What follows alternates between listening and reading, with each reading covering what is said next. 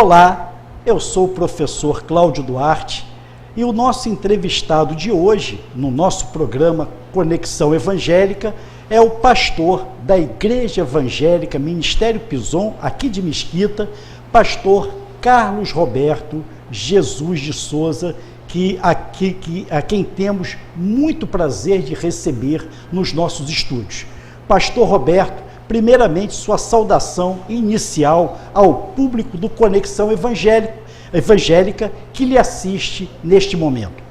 Olá, uma boa tarde, que a paz do Senhor Jesus Cristo reine sobre os vossos corações e inicialmente eu quero dizer para todos aqueles que nos assistem que bem maior é aquele que nos une do que tudo que nos separa. Amém. Que Deus abençoe as vossas vidas. Pastor, como surgiu o Ministério Pison? O que os levou a se radicar aqui em Mesquita? E quais são os principais focos bíblicos, desse ministério? Amém. O Ministério Pison foi um chamado de Deus, uma direção de Deus, dada ao nosso líder, o reverendo Vladimir Gustavo, que é o pastor presidente da igreja lá em Nilópolis.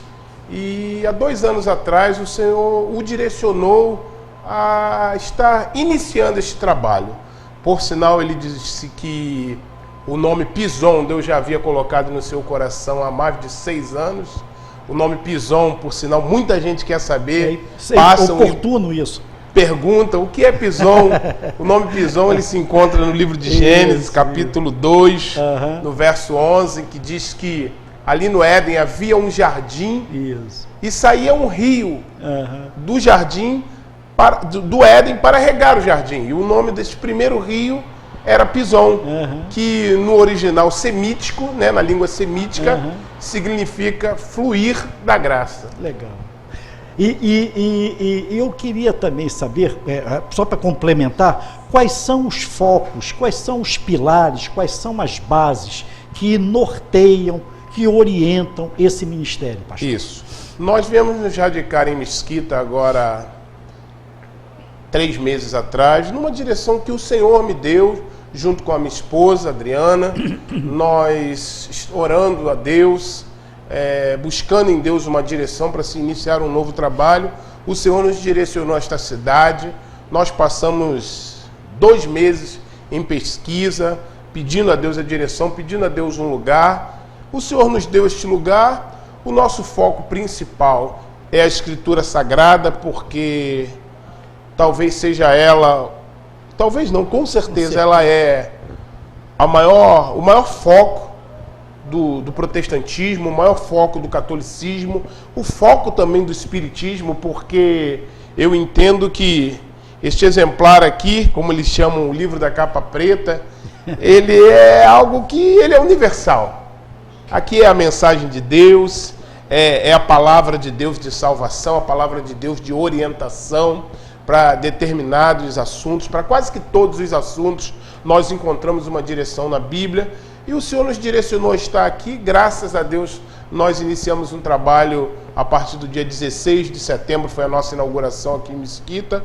O Senhor tem honrado este trabalho, o Senhor tem enviado famílias para juntos ali estarmos aprendendo da palavra de Deus. Nós somos voltados muito para a área da educação.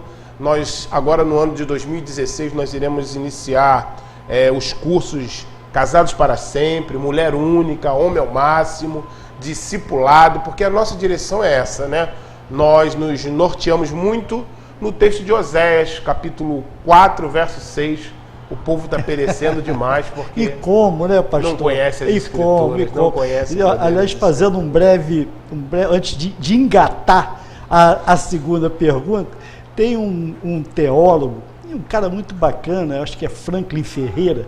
Ele é do Ministério Vida Nova, ou Nova Vida, daquela editora, em que ele fala que essa geração, apesar de ser a geração que mais tem disponibilidade do texto bíblico, talvez seja a mais analfabeta biblicamente de toda a história do cristianismo. E eu tendo a concordar com É uma verdade, é uma grande verdade. Você vê que as demais religiões, elas são pautadas no estudo. Sim. E o catolicismo, tanto romano quanto protestante, o cristianismo em si, eles têm deixado muito a desejar acerca lamentavelmente, de conhecer a palavra de Deus. E aí são enganados, levados por todos os ventos de doutrina, como diz o nosso querido Paulo. Mas eu li recentemente, pastor Roberto, numa postagem do Facebook, e eu achei muito interessante, que cerca de 500 pastores evangélicos, né, concorrerão em uma próxima eleição norte-americana. E eu queria saber do senhor como é que o senhor analisa essa questão e se o crente deve envolver-se na vida política e civil da nação, do seu estado e da sua cidade especificamente. É uma pergunta interessante, porque o Brasil agora tem vivido este momento, né?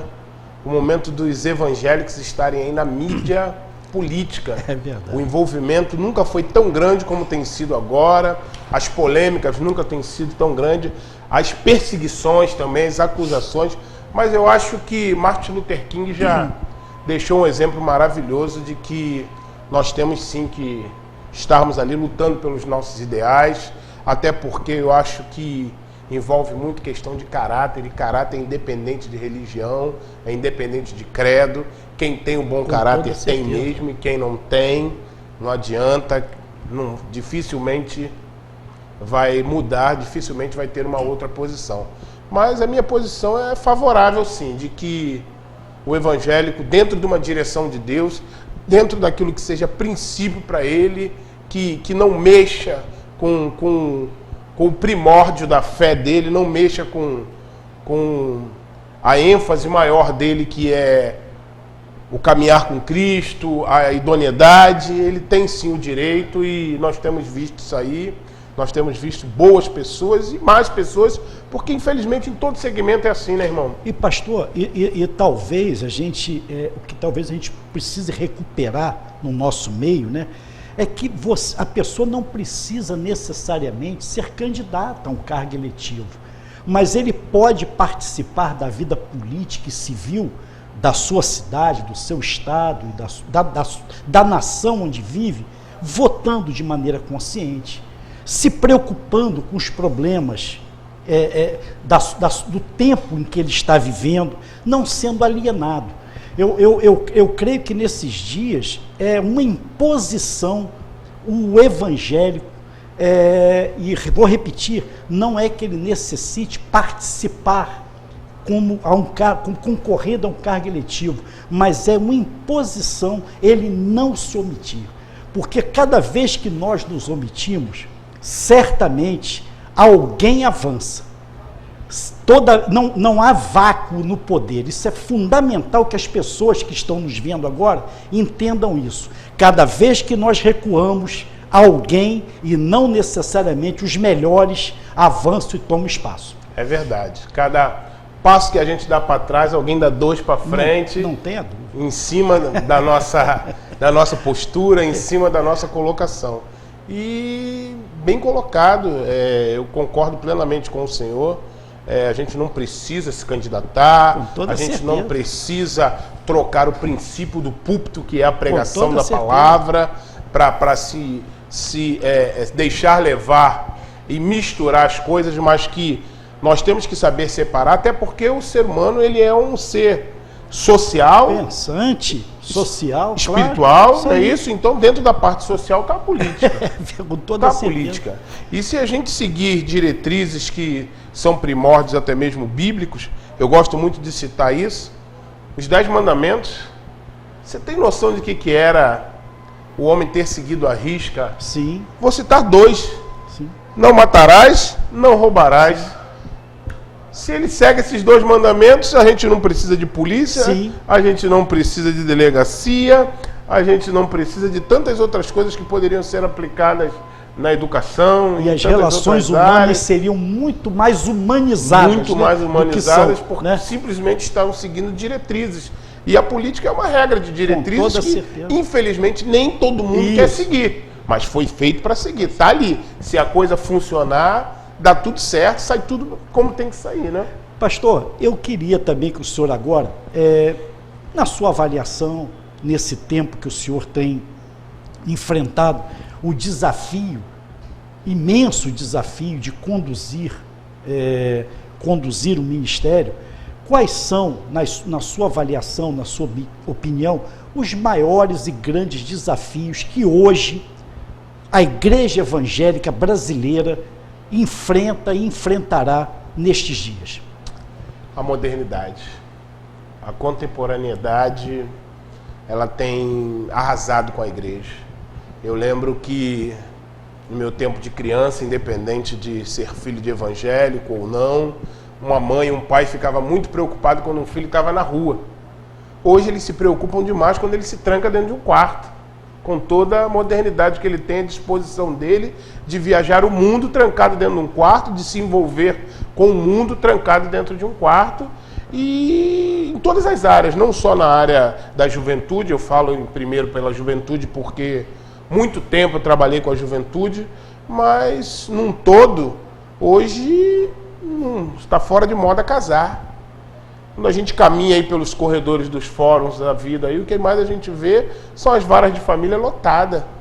Todo mundo querendo separar, todo mundo querendo desquitar, porque não se existe mais um princípio, parece que não se existe uma pré-educação para a formação da família, que é o que a igreja hoje luta para estar. Foi como eu disse, né? Hoje dentro do curso de noivo, o Casados para Sempre, são cursos que as igrejas hoje, não só a protestante, mas também a romana, ela briga muito para trabalhar esta área aí, e é bom que as pessoas entendam e se deixem, né? Se deixem envolver, se doutrinar por esta coisa maravilhosa que são os ensinamentos, para que a modernidade não venha e não sucumba, né? Pastor, estamos chegando ao término dessa edição do Conexão Evangélica, mas não quero encerrar sem deixar que o senhor pedir que o senhor faça as saudações finais ao nosso público e chame aquele que está nos assistindo agora para a programação da Igreja Evangélica Ministério Pison em Mesquita, dando o endereço, dias e horários dos cultos. Amém, obrigado. É um privilégio para nós. Nós estamos aqui no centro de Mesquita, ao lado da sorveteria Recantos, na José Montes Paixão, né, número 1459. Nós nos reunimos às segunda-feira pela manhã, de 8 às 9 da manhã, uma horinha só para a gente consagrar a nossa semana, é o nosso culto de consagração. Às quarta-feira, 19h30, nós também nos reunimos com o culto da vitória. E domingo, culto da família, às 19 horas. Pela manhã, às 8 horas da manhã, nós temos o devocional e logo depois a escola dominical, onde a gente aprende da palavra de Deus. E eu queria tomar a liberdade de fazer um convite. Por favor. Dia 31, a partir das 22 horas, nós vamos ter o culto da virada. Na sede da igreja aqui. Nós vamos ter aqui em Mesquita, nós vamos ter em Nilópolis e teremos também na igreja de Saracuruna, que nós estamos também em Saracuruna. Tem o endereço de Nilópolis para o nosso... Nilópolis é Avenida Mirandela, número 1889, no final da Mirandela, Igreja Evangélica Ministério Pison. Qual é o horário, por gentileza, pastor? Lá o horário... O horário desse culto especificamente? Às 22 horas. 22 às 0 horas. Nós vamos romper o ano na presença do Senhor. Amém. Pedindo a Deus que Deus abençoe a nossa família, Deus abençoe a nossa cidade, Deus abençoe a política, amém. Deus abençoe o país e o mundo em geral. Buscai o reino de Deus e sua justiça e todas as demais coisas lhe serão acrescentadas. Isso é uma palavra viva, rema para o seu coração agora. Gente, muito obrigado a vocês e eu quero aproveitar aqui para também me despedir desse ano de 2015, te agradecer muito a imensa audiência que você já confere ao programa Conexão Evangélica e que 2016 nós, juntos e cada vez mais unidos, estejamos aqui fazendo esse programa. Muito obrigado e até a próxima edição, se assim Deus quiser.